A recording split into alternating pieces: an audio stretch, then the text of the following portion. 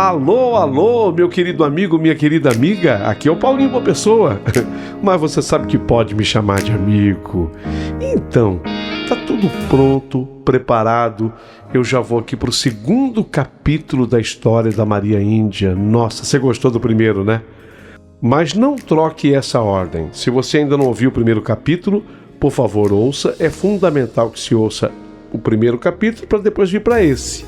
Estou dizendo isso para você não se perder. Então aqui é o segundo capítulo. Está tudo pronto e eu vou trazer muita emoção a partir de agora.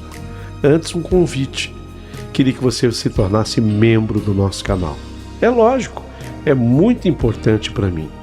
Assim como eu quero pedir que você se inscreva no canal e acione o sininho.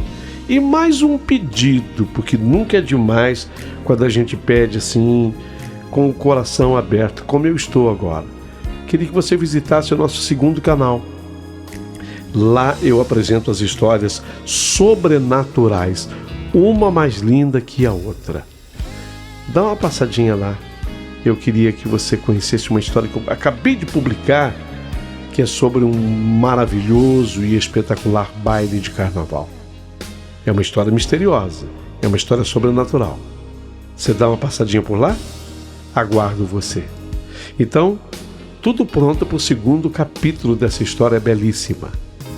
Prepare o seu coração para as coisas que eu vou contar, porque essa história de Maria Índia, aqui no canal, acabou de começar. Rádio é emoção. Rádio é verdade. Rádio é Paulinho Boa Pessoa.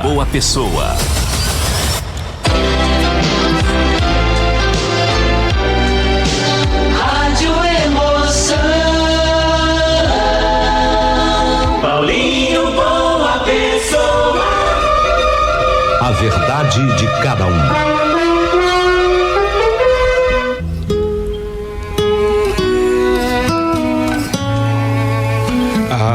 Jerônimo, quando eu crescer, eu vou casar com você.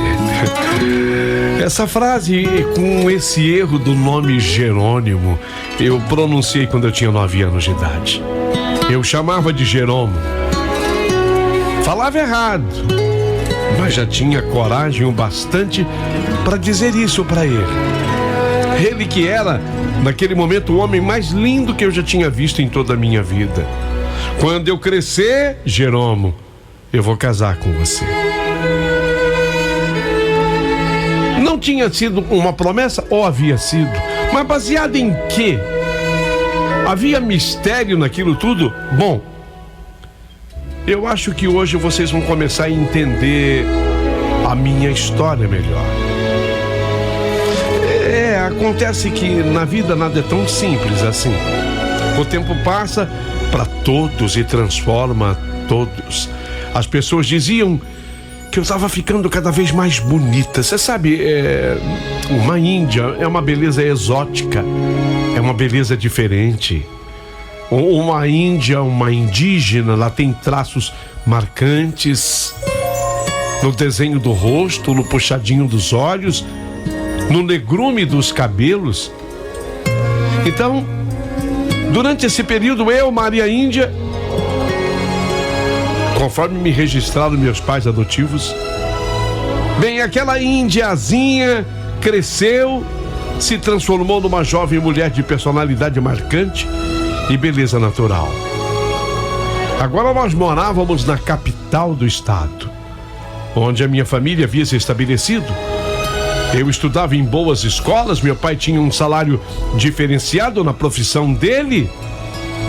Éramos da classe média, mas como eu era muito incentivado a estudar, então eu aprendi francês, piano, bordado e todas as habilidades consideradas essenciais para uma dama de boa família daqueles anos. Mas nenhuma dessas lições conseguiu apagar da minha memória a promessa feita quando eu tinha meus 9 anos. Todo mundo já tinha se esquecido do que eu dissera, Meus pais nem nunca mais tocaram naquele assunto. Mas eu não tinha esquecido. Mas uma coisa começou a incomodar a mamãe inicialmente, e depois eu acho que até mesmo o meu pai. É que eles começaram a perceber que eu recusava sistematicamente todos os pretendentes que de mim se aproximavam. Eram jovens de família respeitáveis, famílias boas, comerciantes prósperos, até mesmo um advogado formado em Lisboa. Todos foram educadamente dispensados por mim. Minha filha, dizia a minha mãe com frequência, minha filha, você já está agora com 23 anos, é hora de pensar seriamente em casamento. Você não pode ficar esperando um príncipe encantado que possa aparecer montado num cavalo branco.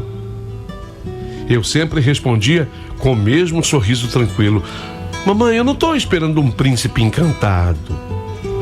Eu estou esperando encontrar finalmente um homem de quem eu verdadeiramente goste, ou melhor, de quem eu verdadeiramente sinta, ou por quem eu sinta amor. O pai tentava ser mais direto. Maria Índia, aquela conversa aquela conversa que você teve com o fazendeiro, aquilo é uma brincadeira de criança. Filha, você precisa ser realista. Você ainda pensa naquilo? Eu respondi com sinceridade para o meu pai: não, pai, não fico pensando naquilo. Mas o que eu disse não foi brincadeira de criança, não. Eu não sei ainda como explicar, mas sabe, pai? E acabei não explicando nada. E foi até pelas insistências de meus pais que eu acabei aceitando o pedido de namoro do Antônio. Antônio, ele era fabricante e comerciante. Ele tinha um pequeno laticínio. Produzia os derivados do queijo, a manteiga, uma mussarela, queijo, etc. Mas eu comecei a namorar o Antônio não por amor, mas muito mais para atender o pedido dos meus pais. Mas aquilo que eu havia dito quando eu tinha 9 anos continuava vivo na minha cabeça e dentro do meu coração. Não era obsessão ou fantasia romântica. Era uma certeza profunda que crescia comigo a cada dia. E assim, mais um tempo se passa. E quando eu completei 25 anos, aliás, foi no dia em que eu completei 25 anos de idade, eu tomei uma decisão. Isso era uma marca da minha persona, da minha personalidade, com aquele sangue indígena que eu tinha. Sim, deixa eu explicar. Os índios, quando eles precisam decidir algo, eles nunca esperam passar uma lua e chegar o sol. Mas sim, antes que o sol regresse, a decisão é tomada. Por exemplo, um índio, quando ele briga com a sua mulher, tem uma discussão com a sua mulher numa determinada noite, eles não dormem sem antes resolver aquele assunto. É característica. É característica do povo. Eles não deixam nada pro dia seguinte. Eu herdei isso. Sangue é sangue, né? Sangue é sangue, eu herdei isso. Então, durante aquele jantar de aniversário dos meus 25 anos, meus pais perguntaram: ué, mas cadê o Antônio, seu namorado? Até ali ele era meu namorado e havia já 2 anos. Eu anunciei então calmamente: papai, mamãe, eu terminei com o Antônio. Eles me olharam assim, espantados. Terminou? A minha mãe falou: não havia por que seguir. Eu não amava o Antônio. E querem saber, papai e mamãe, eu preciso entender o que de verdade vai acontecer quando eu reencontrar o Jerônimo. Jerônimo? O fazendeiro? Sim, Jerônimo fazendeiro. Eu vou voltar à fazenda do Senhor Jerônimo.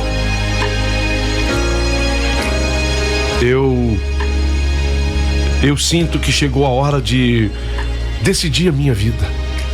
E eu vou fazer isso. Quando eu acabei de falar, o silêncio que se seguiu, ele foi quebrado pela voz alterada da minha mãe. Maria Índia, você não pode estar falando sério. Uma moça de família não sai por aí atrás de homem, minha filha. Você é moça prendada, bem formada, fala francês, toca piano, sabe bordar, coser. Mãe, eu não tô saindo atrás de homem nenhum. Eu respondi para minha mãe e até fui meio ríspida na hora da resposta. Eu tô cumprindo uma palavra empenhada e existe diferença nisso. Quando eu falei assim, o meu pai reagiu de uma forma que eu também não esperava. Afinal, era uma data comemorativa. Naquele dia, eu estava completando 25 anos. Mas meu pai, ele bateu assim os punhos na mesa. Eu proíbo. Não vou permitir que a minha filha se humilhe dessa forma. Eu proíbo. Você não parou para pensar, Maria Índia? E se ele tiver casado?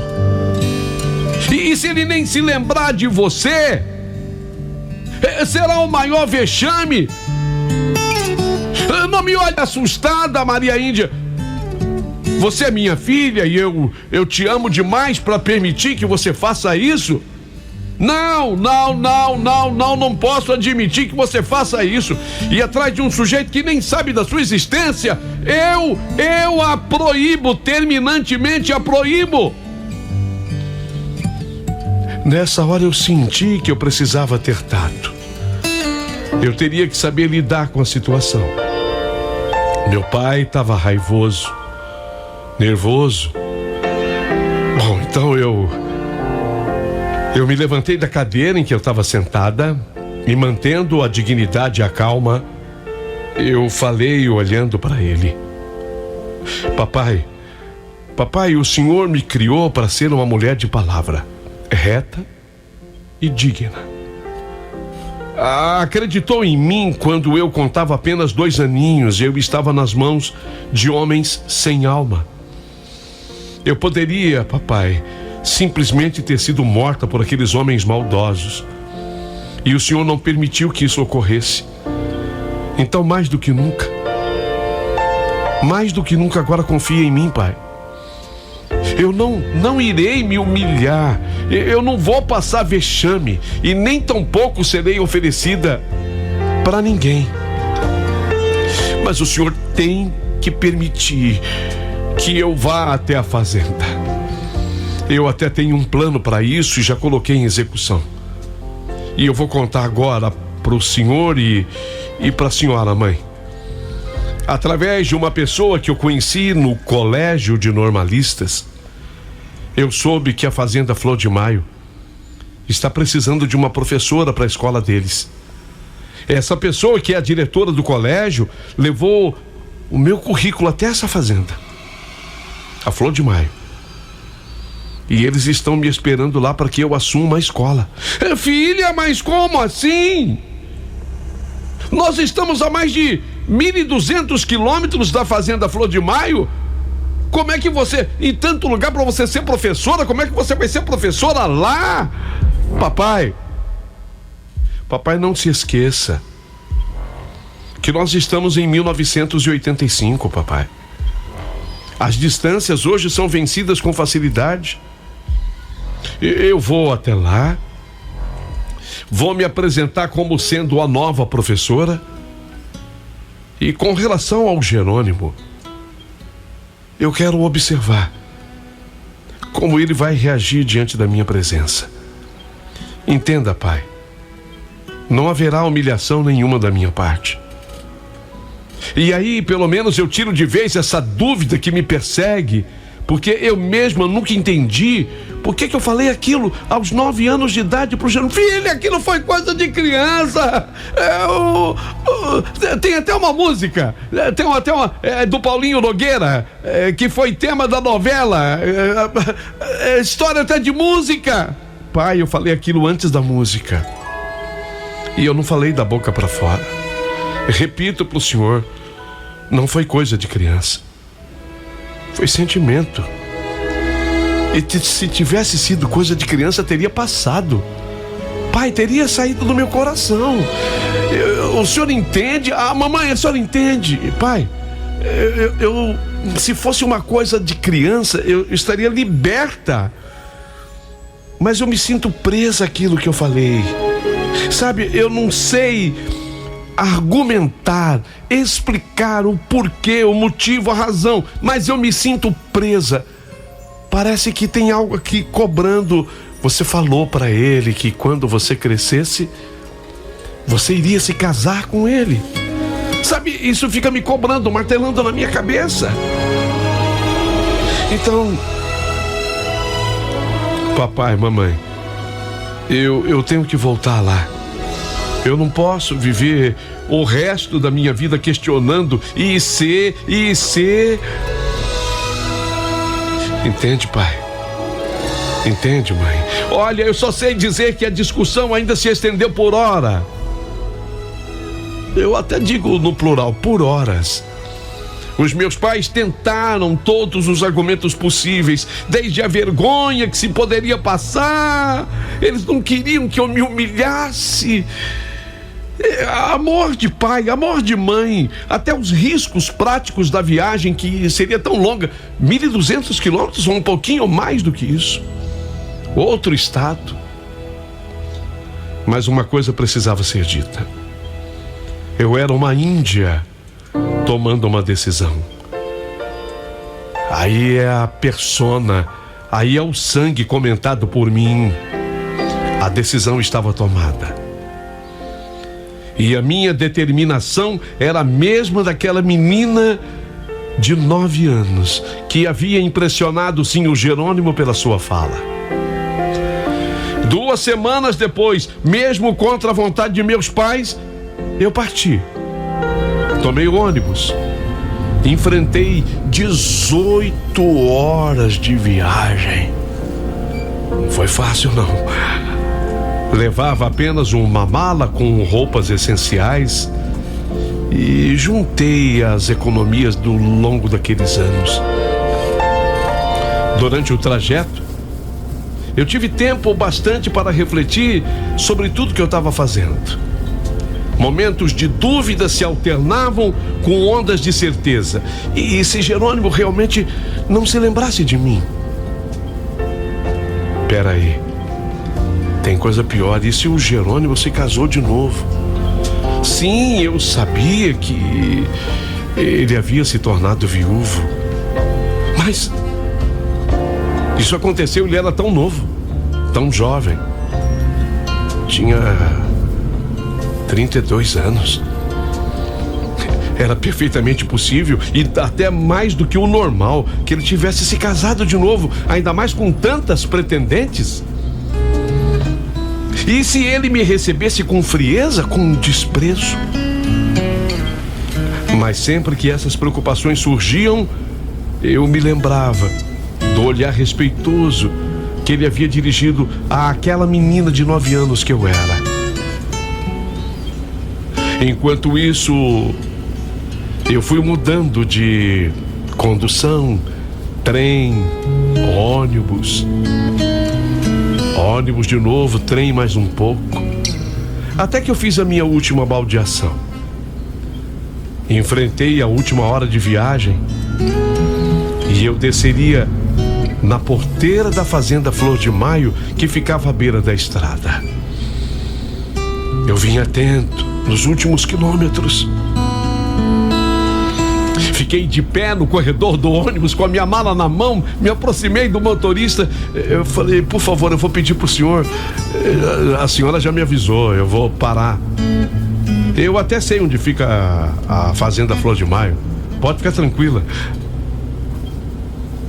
Quando a gente se aproximou, o ônibus saiu assim pelo acostamento. Não era a melhor estrada do mundo. Era 1985. E eu desci do velho ônibus com as pernas trêmulas, não pelo cansaço da viagem, mas as pernas tremiam pela emoção do momento que se aproximava. O lugar havia mudado também 16 anos depois. Nossa, eu tinha aquela lembrança de menina.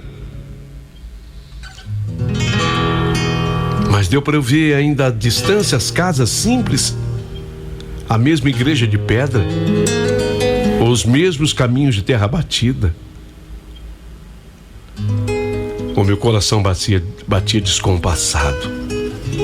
À minha frente, a velha placa de madeira, Fazenda Flor de Maio. A aroeira, a madeira resistia ao tempo, inclinada mais de pé. Me deu vontade de chorar. Quando eu cheguei diante daquela placa, assim, me deu uma vontade de chorar. O vento trouxe o cheiro de terra molhada. Era de tarde. Por volta de umas 4 horas da tarde, se bem que eu não tinha relógio para olhar o horário, mas devia ser umas 4 da tarde. Acho que tinha chovido, o capim parecia fresco. Era o mesmo perfume da minha infância. Dei alguns passos pela estrada, lembrando-me da menininha de tranças negras que um dia prometeu casar com o dono daquele lugar. Segui até a porteira, o som do metal rangendo quando eu empurrei a velha porteira. Parecia anunciar a minha chegada naquele lugar que para mim era tão especial. Enquanto eu caminhava pela estrada de terra, eu escutei o barulho distante de cascos de cavalo. Alguém se aproximava. Instintivamente, eu olhei para o horizonte. Me lembrei de quando eu estava indo para a escola. Não sei se você se lembra, você que está ouvindo, lembra? Quando eu estava indo para a escola, que eu tive aquele encontro com o Jerônimo. Eu falava Jerônimo na época. Foi quando eu fiz a declaração para ele. Parecia que a cena iria se repetir. Parecia que ia acontecer exatamente a mesma coisa. Mas não foi bem o que eu pensei, porque montado naquele cavalo, agora eu podia ver que era outra pessoa. Vaqueiros conduzindo o gado. O gado que já não estava mais com eles estavam apenas montados nos cavalos. Mesmo assim, eu lembrei da cena, senti um arrepio. Tarde. É assim que eles cumprimentam na roça. E eu respondi quase no mesmo tom. Boa tarde, tarde. A casa grande da fazenda apareceu pouco a pouco imponente como antes, cercada por ipês floridos. Eu escutava aquela pombinha, fogo apagou, cantando à distância. Meu peito apertou. Fui me aproximando. Fui chegando. E na medida em que eu me aproximava, a varanda, o alpendre ia crescendo. Tinha um sino, o velho sino, no alto do casarão. Tudo estava igual. Apenas o tempo havia deixado marcas. Me aproximei devagar, tentando dominar o tremor nas pernas e nas mãos. Um homem saiu da estrebaria. Era o capataz. Eu reconheceram mesmo. Assim, o jeito firme de andar, embora o cabelo agora estivesse grisalho. Quando aquele homem me viu, franziu a testa, tentando se lembrar de mim. Olhou assim. Oi, moça, posso ajudar a moça? Ele perguntou, limpando o suor da testa com um lenço. Sim, eu vim falar com o senhor Jerônimo. Jerônimo Macedo. Eu sou a nova professora da escola da fazenda. Ele me olhou dos pés à cabeça. A professora, a senhora é da capital, né? O patrão comentou que vinha mesmo uma professora nova. Me acompanha. Ele fez um gesto além de ter dito para que eu acompanhasse.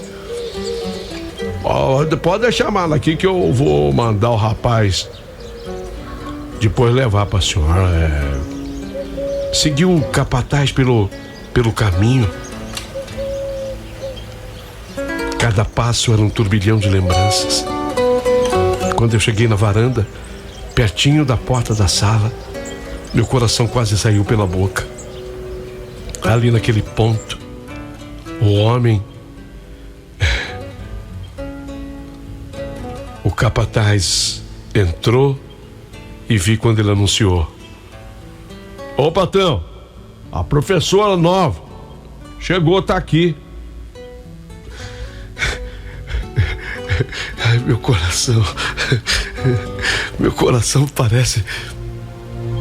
Meu coração parecia que eu saí pela boca. Ficou repetindo em eco aquele anúncio feito por ele. Ô patrão, a professora nova tá aqui. Eu queria respirar fundo para que o ar entrasse. Eu ouvi uma voz masculina ao fundo, firme, cansada talvez, dizendo: pode entrar, Joaquim. Manda ela entrar. Aquele timbre, aquela voz grave, meu corpo inteiro estremeceu. O capataz respondeu: é a professora nova. Pode entrar, moça.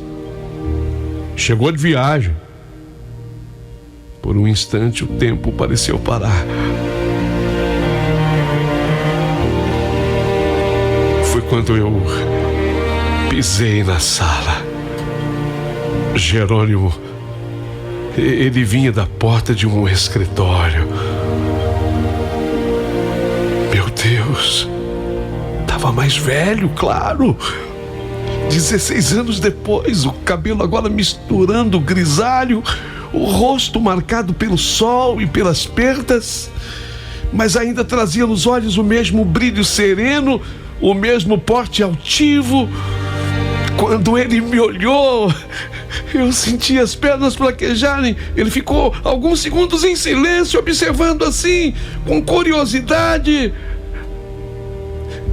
Ficou quieto, ficou calado. Chegou a passar pela minha cabeça: será que ele tá me reconhecendo? Foi quando ele falou: professora, seja bem-vinda. A casa é sua? Eu sorri, tentando esconder a emoção. Obrigada, senhor Jerônimo. É uma honra estar aqui. Ele estendeu a mão. Ao toque, um arrepio percorreu meu corpo. Era como se todos os anos que nos separaram tivessem se dissolvendo naquele instante.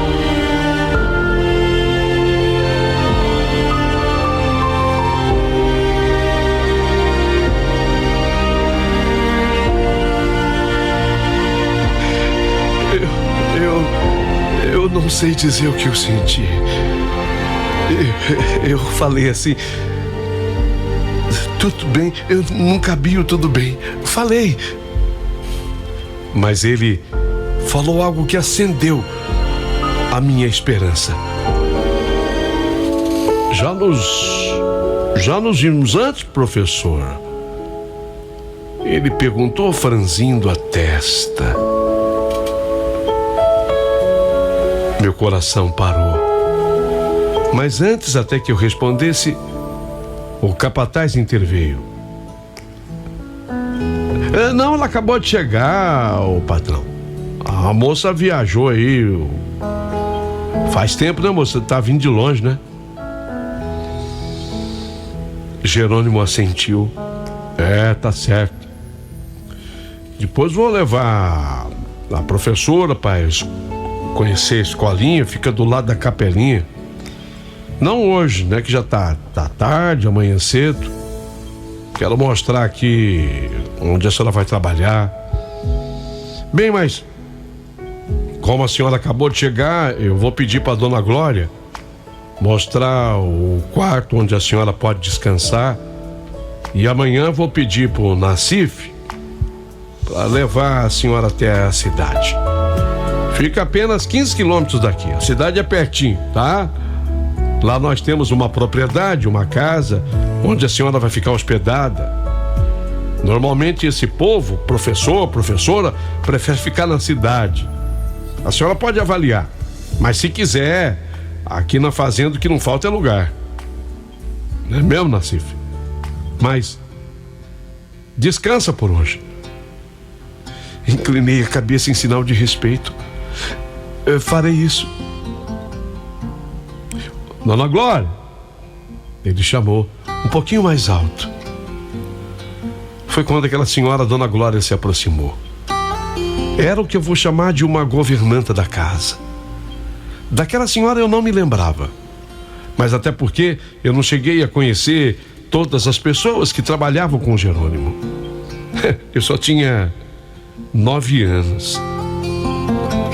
Ela era muito educada, fez questão de apanhar minha mala. Então eu pedi licença, Jerônimo. Meu corpo inteiro tremia, eu estava com medo até de tropeçar e cair. Aquele reencontro estava sendo profundamente emocionante para mim. Enquanto eu me afastava, eu senti o olhar dele ainda preso em mim. Será que ele está me reconhecendo? Meu Deus. Não é possível. Faz 16 anos. Eu tinha 9 anos, agora eu tô com 25. Mas peraí, eu sou indígena, eu tenho características marcantes do meu povo. Todo mundo olha pra mim e logo percebe alguma coisa diferente em mim. Dizem que eu sou exótica, que eu sou diferente. Eu notei que no fundo dos olhos de Jerônimo havia algo familiar, um lampejo, um reconhecimento que não se completava. Será que ele está me reconhecendo? No caminho até o aposento, quando eu passava pela sala principal, eu vi assim um quadro na parede que me chamou a atenção. Era um retrato, com certeza copiado de uma fotografia. O retrato, ele estava pintado, mas muito bem feito. Era uma moça linda, cabelos anelados, dourados, e um sorriso que se aproximava do tímido, mas era um lindo sorriso. A imagem daquela moça foi tão forte que me fez parar. Eu parei. Não deu para eu disfarçar. Eu senti um frio correr o meu corpo. A Dona Glória, que estava próxima a mim, observou e falou: ela era linda mesmo. É o retrato da Dona Maria Alice, a mulher falecida do seu Jerônimo. Coitada, morreu na hora do parto, você acredita? Foi uma tristeza. Foi uma tristeza, não, até hoje, muito triste. Mas a professora tem razão, a beleza dela chama mesmo a atenção de todos que passam por essa sala. A senhora até parou, né? A senhora até parou. As palavras de Dona Glória ainda eram poucas diante do que eu senti. Sim, a Maria Alice era linda, mas não era só isso. Eu senti um choque quando a vi. Eu não tinha entendido ainda a razão, lógico, e eu nem poderia entender. Só que a Dona Glória estava me cobrando para eu seguir com ela até o quarto. Quando eu entrei no quarto, devia ser umas 5 horas da tarde.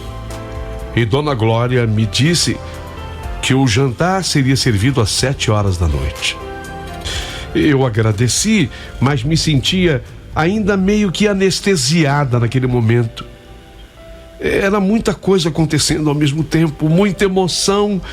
Havia reencontrado o Jerônimo e havia visto um quadro de Maria Alice que eu não imaginava encontrar. E nem que aquele quadro mexesse tanto comigo do jeito que mexeu. As horas entre a tarde e o comecinho daquela noite pareciam se arrastar. No quarto que Dona Glória havia preparado para mim, tinha um ar gostoso, cheiro de lavanda. A janela se abria para o campo e dali eu podia ver o pôr do sol se deitando atrás dos morros, tingindo o céu de um vermelho quente que se dissolvia lentamente em violeta. O vento que entrava trazia o som distante dos sinos, do gado, dos passarinhos, do galo, das galinhas, das maritacas, dos passarinhos voltando aos seus ninhos. Eu também estava voltando. Será que eu estava voltando para algum lugar? Ou eu estava chegando? O perfume das flores de maio cercavam a casa grande. Sim, é por isso que era a Fazenda Flor de Maio. Eu me sentei à beira da cama. Meus pensamentos eram um turbilhão. O reencontro com Jerônimo, o olhar dele, o retrato da Maria Alice, aquele rosto, aquele sorriso sereno me perturbavam, como se guardasse uma lembrança antiga adormecida dentro de mim.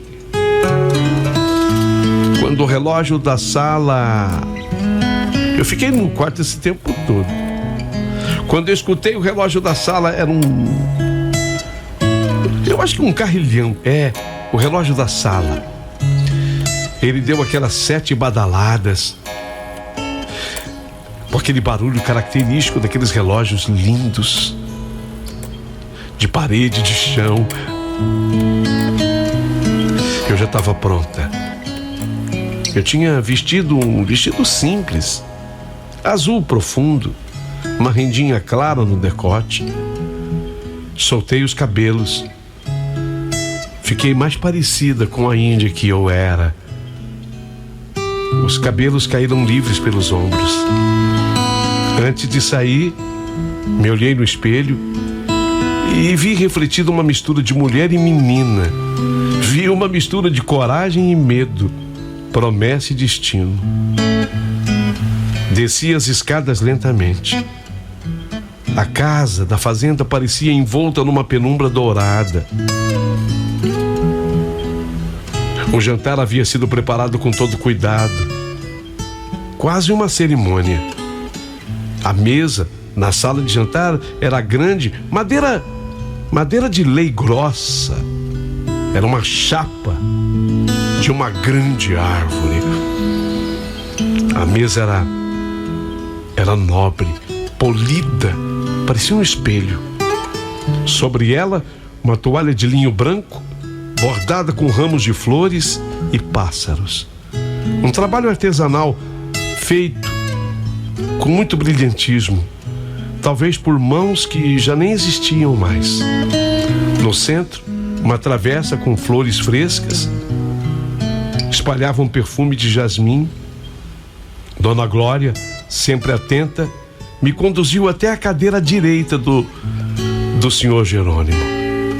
Ele já estava ali.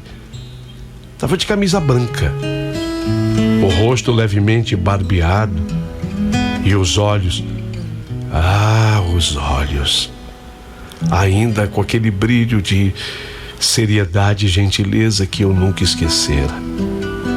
Quando ele me viu, levantou-se. Professora Maria, seja bem-vinda, viu? Eu espero que tenha dado para descansar pelo menos um pouco. Eu assenti, sentindo o coração pulsar na garganta. Deu sim para descansar, seu Jerônimo. A casa é muito acolhedora. Ele sorriu com discreta ternura. A casa é antiga, mas tem alma. E hoje, curiosamente, a casa pareceu mais viva com a tua chegada. Essas palavras me desarmaram. Pode se assentar. Pode se assentar. É diferente de pode se sentar. Pode se assentar. Então, eu me assentei.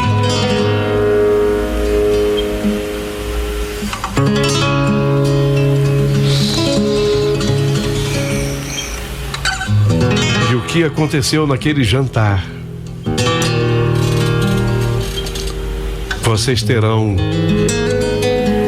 no próximo capítulo da minha história.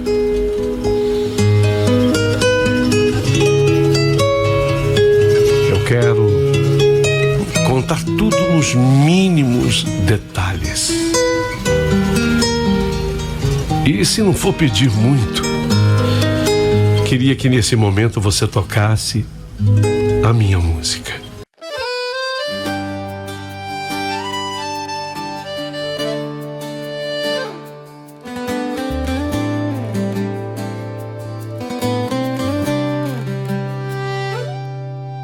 Ela tinha os olhos da lua e o vento falava em guarani. Andava descalça na estrada de areia, sonhando com o amor que ainda ia vir. O cavalo branco parou na poeira e o destino parou junto ali. Quando eu crescer quero casar contigo, falou sem saber o que era mentir. Menina índia, flor de maio, promessa que o tempo guardou.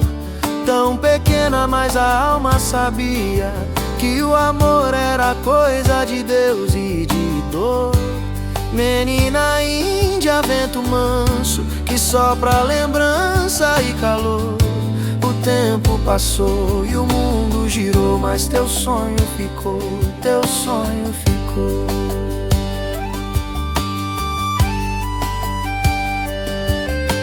O homem seguiu sua estrada e a vida tratou de ensinar que o amor não tem hora nem idade, ele nasce no olhar, no lembrar. E quando a saudade apertava, ela ouvia o eco do luar. Jeromo, um dia eu volto pra casa, teu nome o meu peito vai guardar. Menina índia, flor de maio, promessa que o tempo guardou. Tão pequena, mas a alma sabia que o amor era coisa de Deus e de dor. Menina índia, vento manso, que sopra lembrança e calor. O tempo passou e o mundo girou, mas teu sonho ficou, teu sonho ficou. Na aldeia do céu os antigos diziam que amores verdadeiros não morrem, só dormem e voltam nas trilhas da vida vazia pra cumprir o que o tempo não pôde cumprir. Menina índia, flor de maio, teu sonho nunca se acabou. Ele vive na reza, na brisa, no raio, no olhar de quem nunca esqueceu do amor.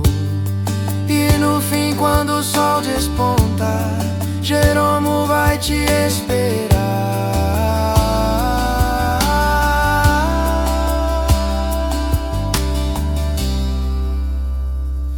Menina índia, pra casar a orelha.